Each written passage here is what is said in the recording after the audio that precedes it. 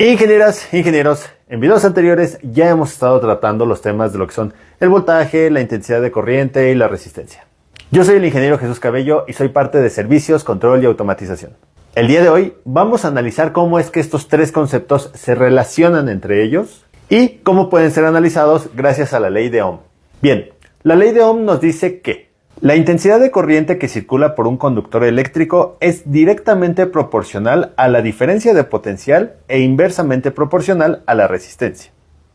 En otras palabras, nos dice que en un circuito eléctrico, la intensidad de corriente crece si aplicamos un mayor voltaje y disminuye si incrementamos la resistencia. Recordando nuestro ejemplo del agua, en la que tenemos una manguera por la que fluye un líquido impulsado por una bomba de agua, el agua sería la corriente eléctrica que fluye a través de un conductor. La manguera sería este conductor. Y el voltaje sería la fuerza que la bomba de agua aplica sobre el líquido para transportarlo. La resistencia eléctrica sería el tamaño de nuestra manguera.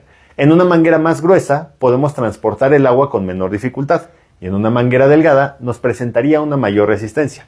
Pero si incrementamos la presión del agua, que en el caso de la electricidad es el equivalente al voltaje, aún con el mismo diámetro de manguera, que en la electricidad sería la resistencia, vamos a tener un mayor flujo de agua, que sería lo mismo que un mayor flujo de corriente, es decir, un mayor amperaje.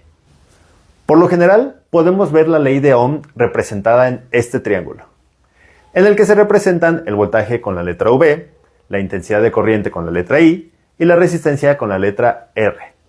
Si conocemos dos de los valores, podemos calcular el tercero. Por ejemplo, si queremos conocer el valor del voltaje, bastará con multiplicar el valor de la resistencia en ohms por el valor de la intensidad en amperios. Si queremos conocer el valor de la corriente, tendríamos que dividir el voltaje entre la resistencia del circuito. O bien, si quisiéramos medir la resistencia de un circuito que se encuentra energizado, pero no podemos desconectarlo para medir, podemos determinarla dividiendo el voltaje que alimenta el circuito entre la intensidad de corriente que está consumiendo. Cuando George Ohm publicó la fórmula en 1827, su descubrimiento principal fue que la corriente eléctrica que fluye a través de un conductor es directamente proporcional al voltaje impuesto sobre él.